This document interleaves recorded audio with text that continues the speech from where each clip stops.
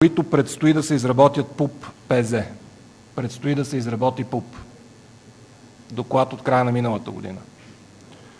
Тук имаме събрани включително и отговори от страна на вносителите на искането за ОВОС, а именно фирмите, които подготвят тези вятърни паркове, в които те самите признават, че инвестиционното проучване е на ранен етап и предстои да бъдат изготвени ПУП-ове.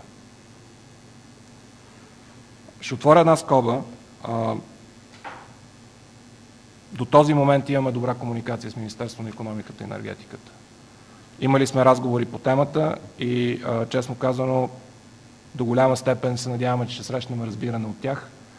Но към дадения момент имаме натрупани много сериозни основания да смятаме, че голяма част, може би над 50% от предварителните договори не са отговаряли на изискванията по закон, параграф 6 от Закона за възобновяемите източници към 20 юли 2011.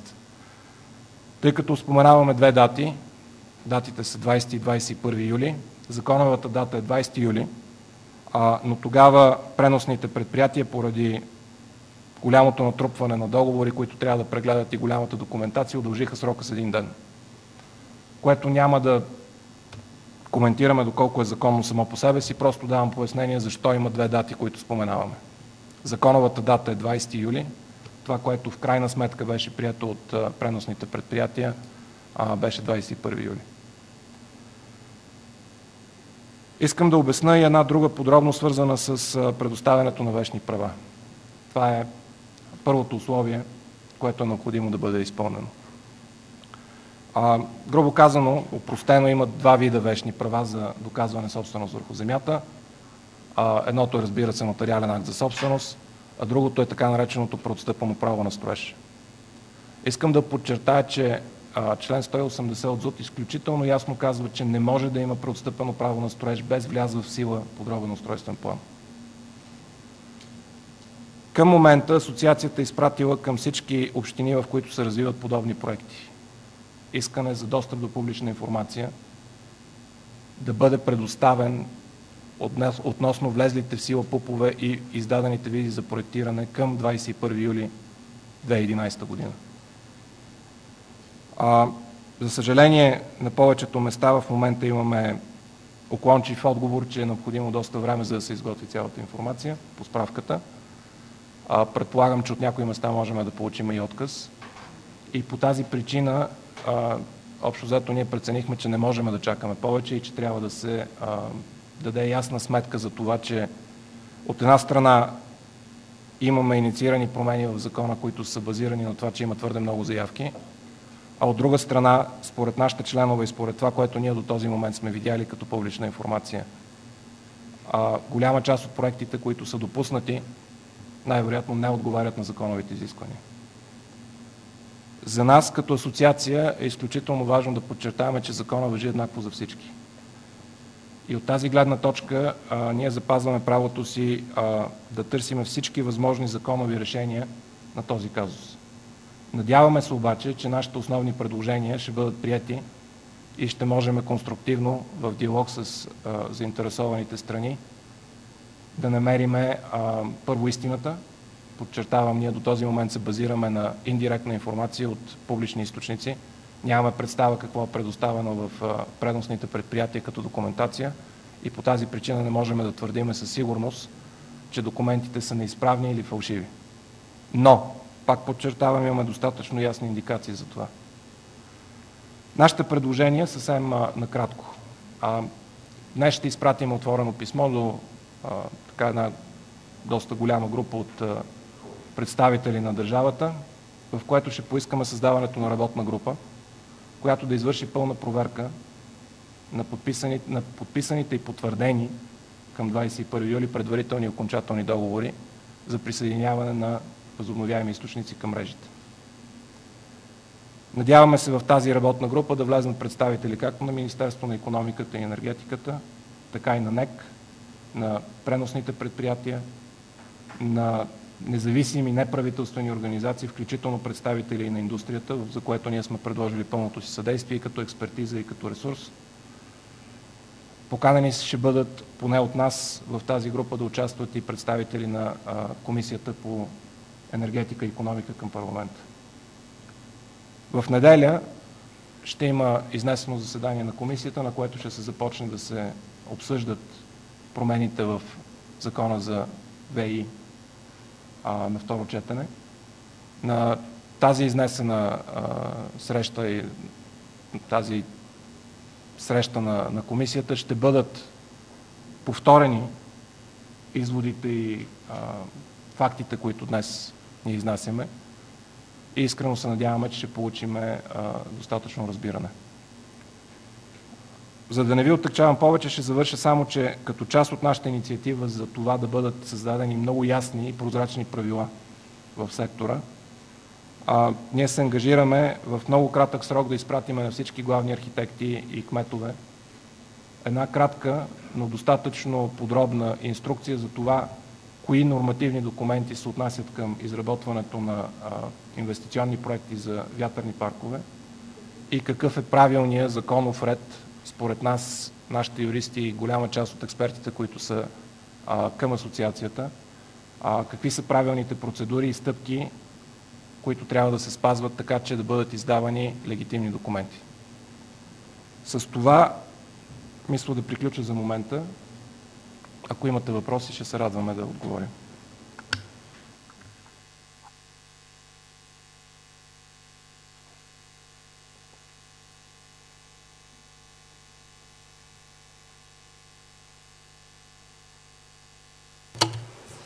Николина Филипова, GreenTech BG.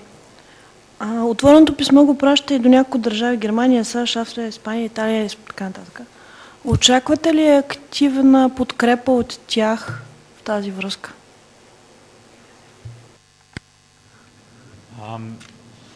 Yes, I do expect that.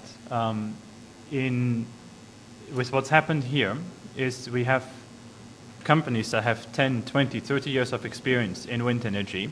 They have looked at this law and respected what the law said and decided, I need to wait with my project. This will set me back a few years and my investments will take longer. They respected the law. Other companies decided to ignore what the law said and hurt their interests. Кратък превод. Да, очакваме да има подкрепа, тъй като много от чуждестранните компании, които са работили на този пазар с опит в вятърната енергия от 20-30 години, поглеждайки условията, които закона поставя, те са казали: аз ще изчакам, не съм готов да изпълня всички тези условия, което за тях означава 2-3 години забавяне на развитието на проекта. И те имат... These are companies that have invested millions in the country already, that have created jobs and that have had no return on this. And they're seeing that other companies are not respecting this law and getting a very different treatment. Точно тези компании, които са инвестирали вече милиони в своите проекти и са отворили работни места тук, сега виждат как други компании, заобикаляйки закона, успяват да развият своите проекти, докато техните проекти не могат да бъдат реализирани. So they have not only alarmed us as association, they have alarmed their ministries at home, their embassies here and the European Union. И те са подали сигнали не само към нас, те също са уведомили и своите дипломатически представителства, съответно министерства и Европейската комисия.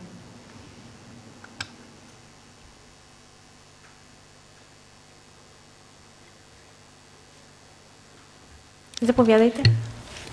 Начо Холачев, агенция Мастърс. Извинявайте, но мен много не ми стана ясно какъв е вашия проблем. И вероятно за това няма въпроси от колегите. От какво недоволствате вие? От това, че има такива, които са прескочили закона?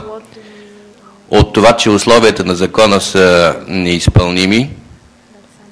Или от това, че сега се подготвят някакви промени, които на вас не ви са приятни, удобни и за които вие не казвате какви са? Кажете го малко по-ясно. Да, благодаря за поясняващия въпрос. Основното недоволство в момента е за това, че има много сериозни съмнения, че не са изпълнени от проектите, които са преминали на 21 юли процес на потвърждаване, законовите изисквания. Простичко казано, ние смятаме, че имаме така добри индикации, че не е изпълнено върховенството на закона при потвърждаването на проектите, които имат предварителни договори. Ако искате да бъда още по-конкретен, смятаме, че има проекти, които са заобиколили или нарушили закона и въпреки това са получили предварителни договори. Това мисля, че е достатъчно ясно и това е нещо, за което ние имаме много сериозни съмнения, което е подплатено от голямо количество натрупани проучвания, разговори на места и публични документи. Относно новите промени в закона, аз мислех, че това се е случило вече като информацията и като те минаха и на първо четене в парламента. Мисля, че имаше и пресконференция по темата, имаше доста изказвания, но ще ви кажа накратко нашата позиция по тези промени. Първото нещо, от което, както вие казахте, ние недоволстваме, е, че тези промени са продиктувани от приемането за факт, че има твърде много предварителни договори, които са потвърдени. От това, което ние виждаме, смятаме, че може би над 50% от тези предварителни договори би трябвало да бъдат прекратени и анулирани към 21 юли. Смятаме, че не е редно закона да продължава да се гледа при положение, че една от основните причини за неговото вкарване в парламента може би не е налично като основание. Второ, това, което на нас изключително много ни пречи, е, че в България в последните, може би, година и половина няма нито стабилна, нито предсказуема инвестиционна среда. А в момента ние смятаме, че към това се добавя и липсата на върховенство на закона.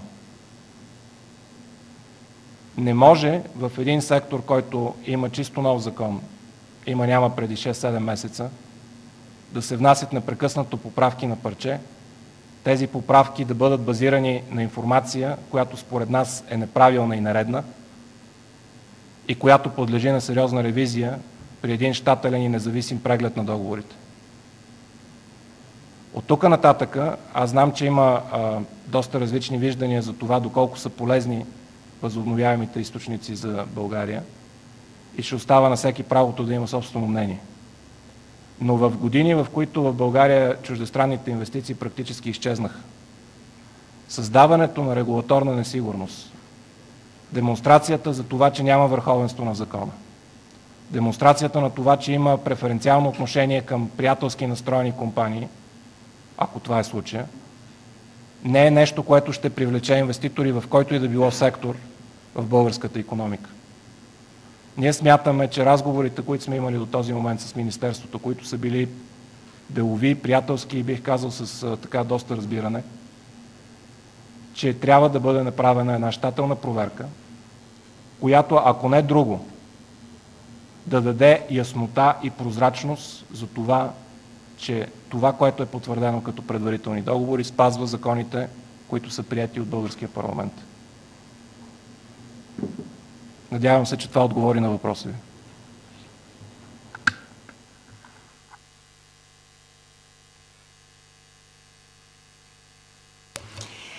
Весела Ванева от вестник Преса съм аз. Бихте ли ни казали още по-конкретно? Значи фирмите не биха могли да заобиколят закона, ако някой, който трябва да изпълни закона, не им е помогнал. Иначе излиза малко, че има вина, а няма виновни. Бихте ли посочили точно в кои точки е станало заобикалянето на закона? Кой трябва да ги провери тези точки, защото тук виж изведнъж се оказало, че един и същи субект трябва да провери сам себе си. Просто тази част от веригата малко да я поясните, ако може. Искам да подчертая, че това е изключително точен въпрос, който ние си задаваме сами на себе си. Ние в момента нямаме представа какви документи са представени пред операторите на мрежи. Говориме за НЕК и 3 ЕРП-та. Няма и как да знаеме. Това са частни взаимоотношения, договори между юридически лица и практически ние няма как да получим този достъп, освен през създаването на една подобна работна група.